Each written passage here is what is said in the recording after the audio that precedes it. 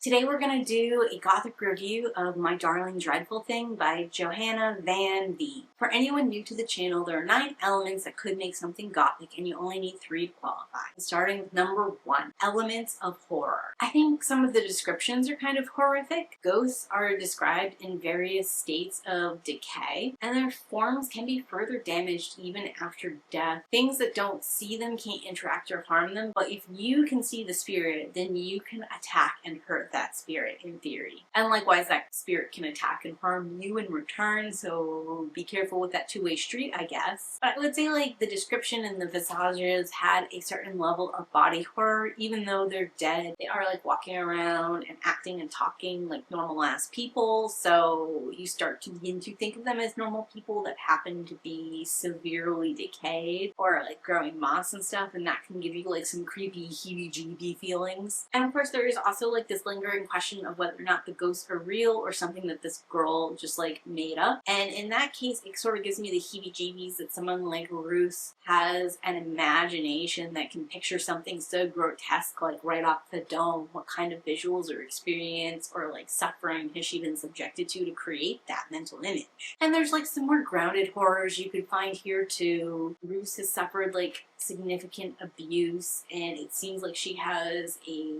concern regarding food, and also it sounds like she has been assaulted by at least one man, as well as like she had to violently defend herself when she was assaulted by that man. The description she gives of her childhood, being alone, isolated, shoved into like a dark grave-like space below the ground, seems pretty awful. On top of that, the way women are treated mental health wise is not super great here. It's not just Ruth. Her love interest, Angie's, has a history of mental illness. As a result of that, she can't go to other people for help or like actually talk about what she's experiencing or feeling because they'll throw her in an asylum again. This is a long way to say that there's some great stuff in here. That said, personally, I wasn't very scared, and because of that, I'm not going to give the point. Something I recognized while reading this is like I need the character to feel fear for me to be afraid. Ruth's, our main character, is not afraid or horrified of the ghost's visual appearance, at least not past early childhood. She's like more comforted by them and their alien forms and their near constant presence in her life. There is a climactic scene where she accidentally brings an angry spirit back to life, and it actually imprisons her and Angus in a house, and they try to survive for like 30 plus days while this ghost like stalks them and threatens them outside. And I suppose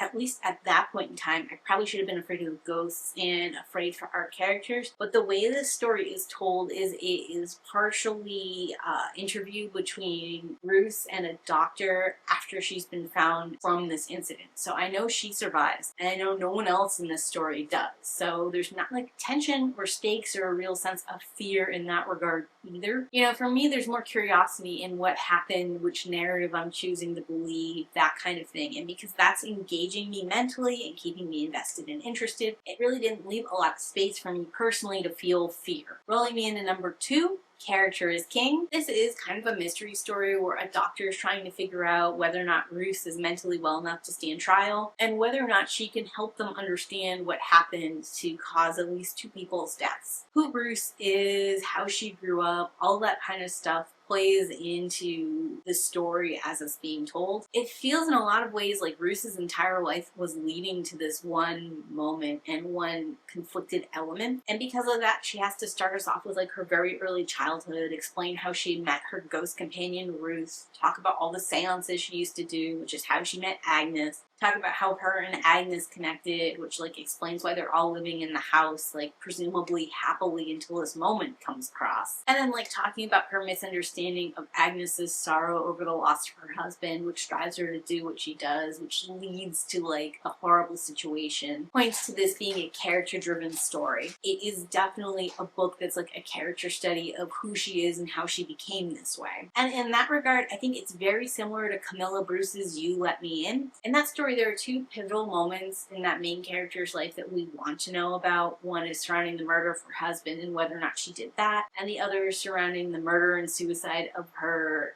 father and brother and whether or not she was involved in that. And then of course for the niece and nephew, they probably want to know how much money they've inherited and where all that stuff is at. We have to hear about her life starting from early childhood so we can understand her interpretation of what happened in those pivotal moments. And the same is true for Ruth in this story. She could tell us about the siege and the ghost that kept them locked in, but we really would have no context for who that ghost was if we don't start with Ruth underneath the floorboards, running into Ruth and accidentally bonding herself to Ruth, which then gives her more experience with like how spirits can impact the living and what it might mean to have an angry spirit after you. Not to mention that Ruth herself is just a character. She talks in this very old-timey language. It seems like she might be emotionally or developmentally delayed in some way, shape, or form. She has a lot of insecurity that's been brought on by severe abuse. The way she views the world is distinct and clearly not on par with like the average person's view. All of this makes her perspective and her way of seeing and telling the story novel and integral to this story, which rolls us into more poetic prose. The novel does have some of those classic Gothic epistolary style. In this case, it's going to be like some elements of transcript between the doctor interview and the patient response, and that like weaves us into this element of Ruth's telling her own backstory. And that's more regular first-person narration telling from Ruth's point of view. But the book is also like very descriptive and flowery, weaves in some different mythological elements and symbolism, all of which I think makes it very pretty, makes things feel real and grounded and visceral. I just think it's doing so many like pretty prose, complicated things. It definitely gets to this point. Number 4, elements of loneliness and longing. The whole reason Bruce is able to bond with Ruth is because she is a lonely and isolated child forced to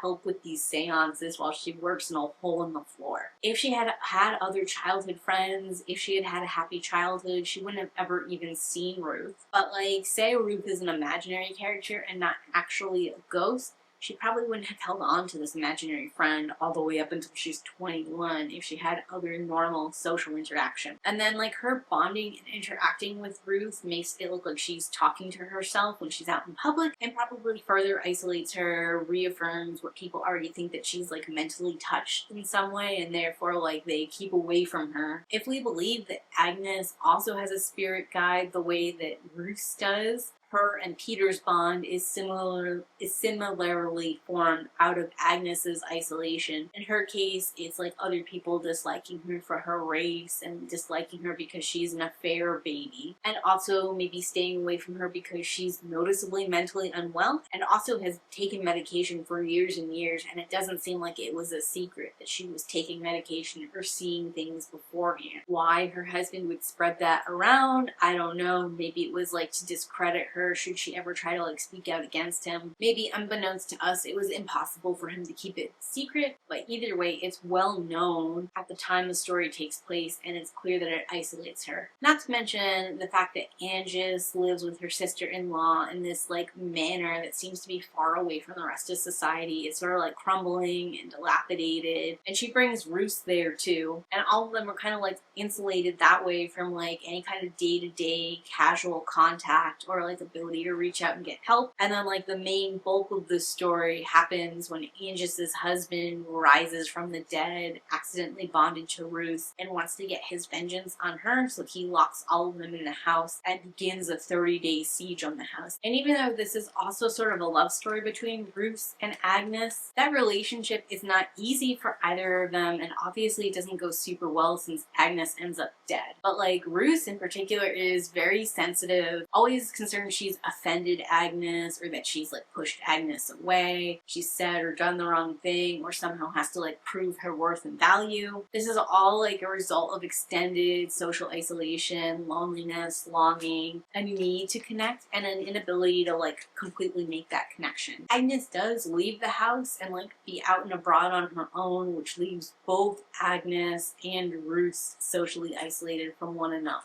until the very end, we never really see Ruth directly interacting with society, like, at all. When she goes to the shops for her mom, she doesn't have to pay or ask for things. They kind of already know what she wants, and they sort of hand her a box of stuff, and her mom is going to go buy and pay later. And obviously, during the majority of the story, she's at the manor away from society. But even when she comes back into society because a tragedy has happened at the manor, she interacts directly with the doctor and not necessarily with police officers or the public at large. And then after her trial, the doctor is a buffer between her and society as a whole. He navigates a way for her to get a house, a way for her to get typed training, and then he employs her as someone who does like secretary work for him so that she can pay for her own housing. Bruce's life is set up so she never has to interact with the larger world. And maybe that even makes sense, because the one time we do see her interacting with a stranger is when she goes back to see her ailing mother and has to interact with a nurse. And that goes really poorly, which, like, at the time I assumed was because the nurse cared about the mother and the mother had been shit-talking her daughter. But now I just think Bruce is like painfully awkward and weird and off-putting. And the nurse, like, didn't want to deal with any of that. Rolling us into human mortality. So we are dealing with ghosts and seances and what happens to, like, a spirit after death. While these seances are complete shams, they do give us an opportunity to explore people grieving for different kinds of loved ones, which is sort of like an interesting dynamic to weave into a Gothic narrative. And then on top of that, because at least Ruth and Agnes seem to truly believe in the ghosts and spirits, there is like an exploration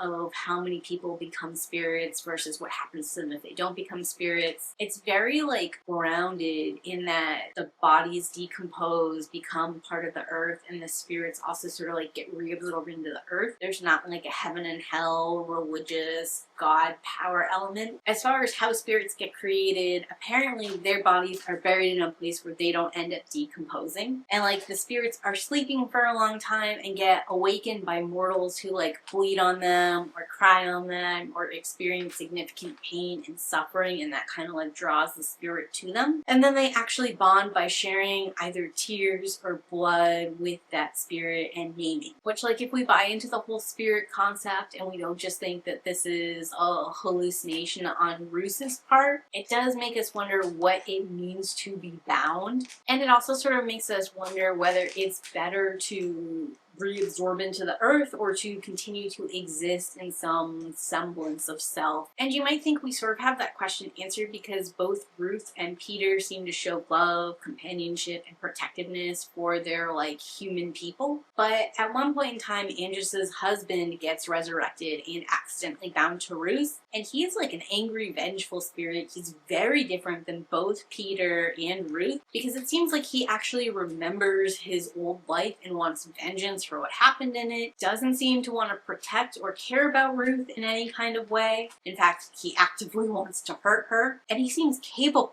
of doing it, which is something that originally Ruth said Ruth couldn't do. After Angus's husband has killed Angus, he implies that he's gonna hurt Ruth, and Ruth like sort of tricks him into thinking that she doesn't care, and he just up and leaves. So even the whole like bound to them element, like they can never be parted, they can never leave, not true. This guy just pieces out and sort of like fades out of existence. And also it's through Angus's dead husband that we learn the spirit body can be damaged, because while they're trying to like keep him out of the house, they end up slamming the door on his arm and like further mangling it, which is interesting that a spirit can be harmed like that. And then later in the story, when Ruth is mad at Ruth, she hits her and actually like re-breaks her jaw for a second time, which permanently impairs her speech and makes her slur from then on. It's interesting to me because it feels like Ruth is a woman who's caught between two worlds, not really fully in the living one, interacting day to day with society and people, but certainly not dead yet either. These spirits likewise haven't returned to the earth like their brethren do when their bodies decompose, but they're also not fully living either, since they don't resemble living people. They can't interact with everything and anything. They can only interact with those who see them. There's definitely like a metaphor in there with the similarities in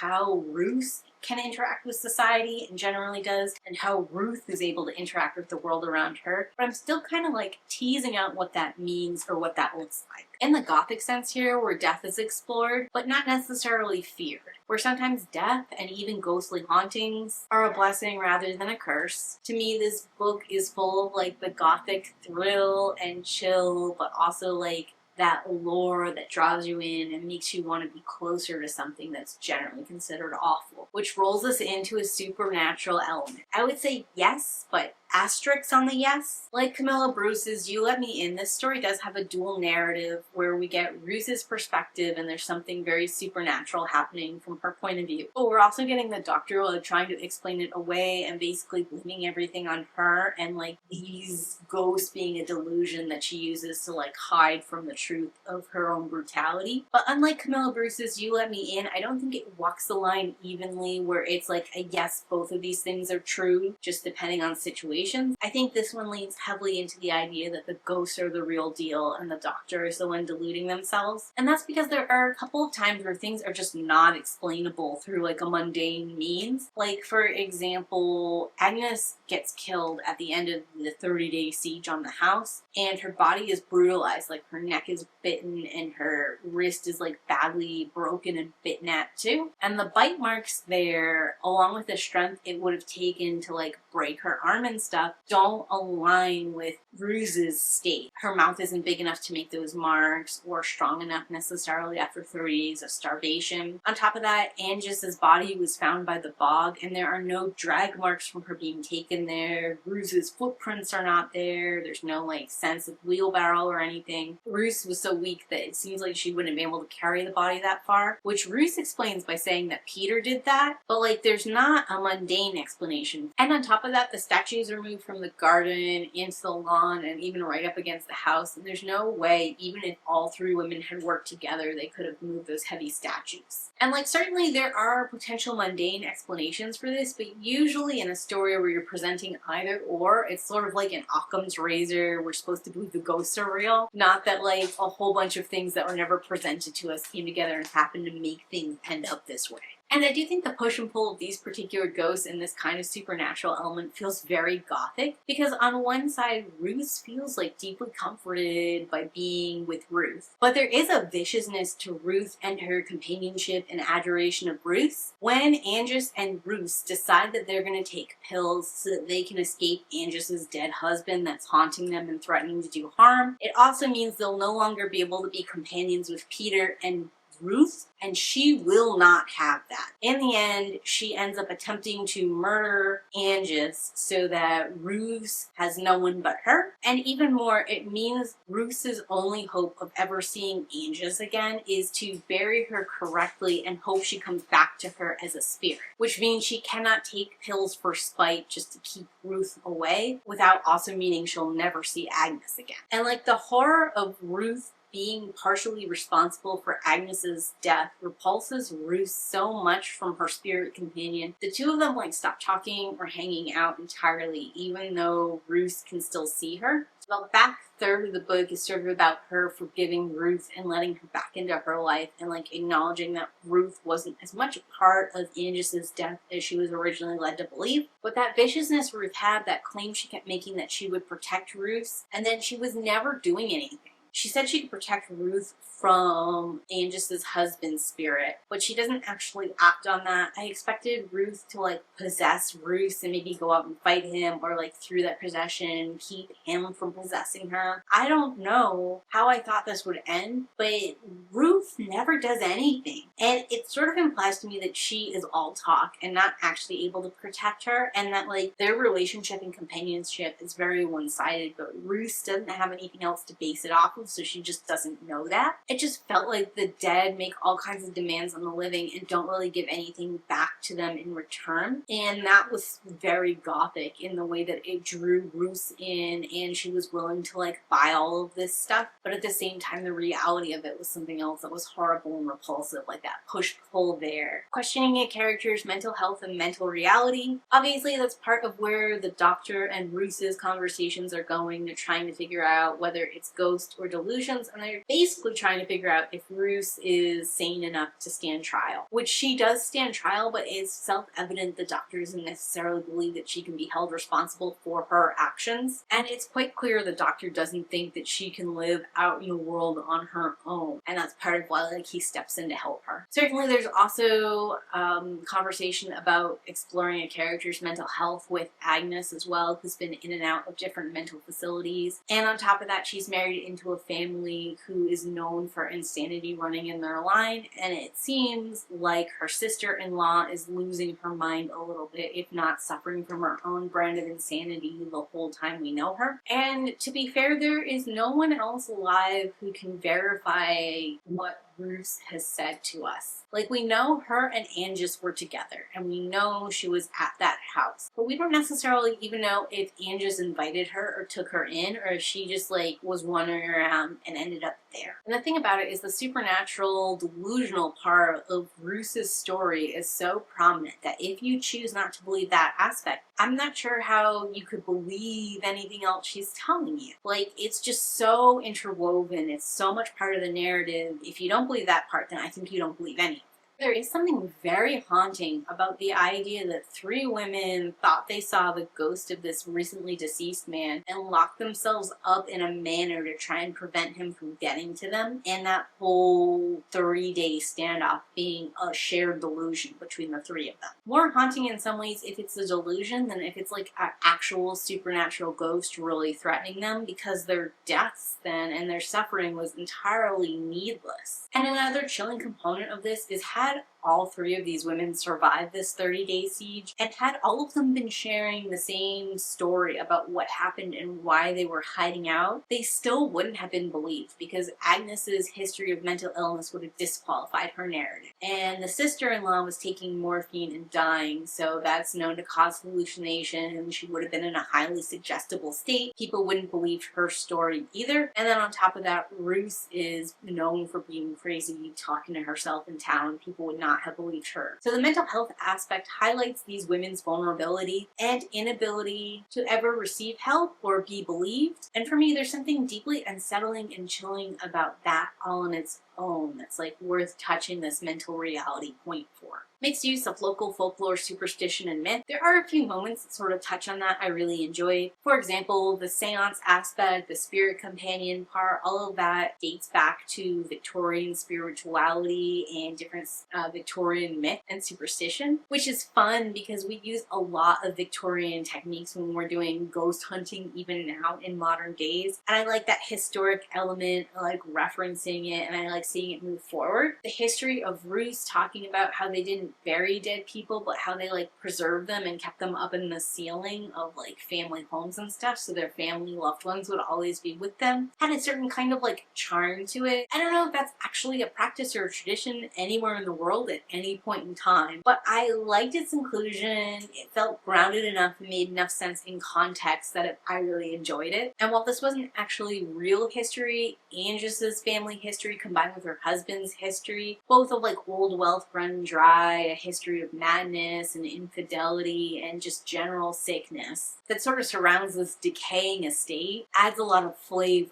And it kind of rolls me right into the last one, a strong sense of place. I love this deteriorating old manor. In More Poetic Prose, I talked about how there was a lot of description, but there is a ton of description specifically around the grounds of the manor, the state of the manor, different various pieces of furniture, different room layouts. I really love those details, those descriptions, those little added bits. Like the 2 wardrobes with like an angelic version and a demonic version, and both of them being terrifying to Ruth. And like her having to like hide them, but also hating hiding them because it means they could be like moving just behind the cloth and she wouldn't know. Good, fun stuff. All of the statues of the saints that are creepy, that were originally one place and then moved to this garden in between the graveyard and the manor itself, and then how those statues end up coming to life because the husband is moving them around to scare them. Plus the statues have that interesting little note where like the man who commissioned them died after one of the statues was damaged, and then the sister-in-law who's dying is asking if any of the statues have fallen apart yet, sort of like implying that that's going to be a sign of her oncoming death. There's all these little hints that there could be like magic or supernatural involved in the manor itself, which mostly turns out to be a red herring. But because this old family has lived in the manor so many generations, they've had a lot of mental illness, they've had a lot of like religious obsession and iconography going into the house, it is giving you that extra flavor, lived in feeling, the fact that it's deteriorating in and of itself. That Anne just loves this manor, wants to live here, wants to keep it, sort of like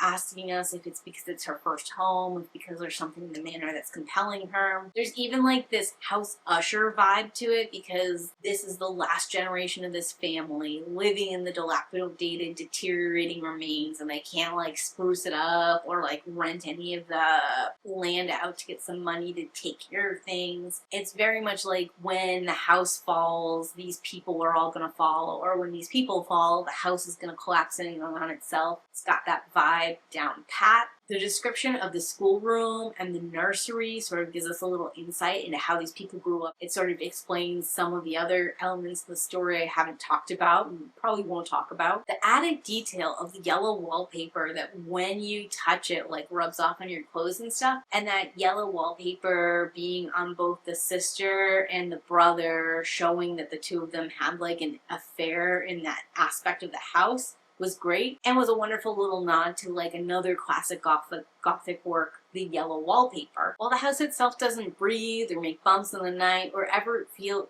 particularly haunted, the house is still a mystery. It still has all these great details that sort of get the imagination sparked and make you think there could be secret passages or hidden mysteries and depths to it. It's definitely giving that creep factor and curiosity element you'd want in a Gothic work. So I really loved My Darling Dreadful Thing. I feel like it's a modern piece that embraces so many classically Gothic elements. Even though it's in like the 1940s, 1950s, the writing style, the isolation, the setting is such that I feel like you could just as easily interpret this in Victorian times or like flash it forward to a fully modern time, and this series of events could still unfold mostly the way we see it. If you haven't read this one yet, it's a really quick standalone Gothic read, and I definitely think it's worth your time. And as a reminder to you all, I have started a Gothic book club, the Nevermore Notes group, and we do read a classic Gothic work each month and then discuss it via Google Meet. If you like these kind of breakdowns and discussions and you wanted to like more actively participate, I'd really encourage you to join via the link down below. Talk to me in those comments though. Recommend me something else that's got seances, ghosts, and spirits. I love that style story, and I don't care if it's Gothic or horror or some other flavor. Just give me that as a main component of the story. Our secret emoji is either going to be something Ouija related, like a planchette or a Ouija board, or if we don't have that, give me a crystal ball. As always, keep reading.